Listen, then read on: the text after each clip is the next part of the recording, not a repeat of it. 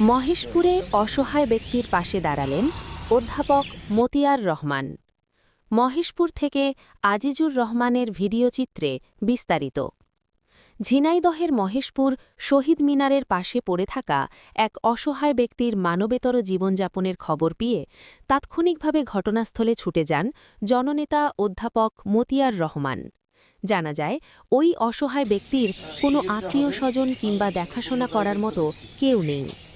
খবর পাওয়ার সঙ্গে সঙ্গেই অধ্যাপক মতিয়ার রহমান সেখানে উপস্থিত হয়ে অসহায় ব্যক্তির শারীরিক অবস্থার খোঁজ নেন এবং তার চিকিৎসার সম্পূর্ণ দায়িত্ব গ্রহণ করেন।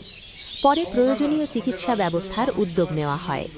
এ সময় তার সঙ্গে উপস্থিত ছিলেন মহেশপুর উপজেলা জামায়াতে ইসলামের আমির অধ্যাপক ফারুক আহমেদ।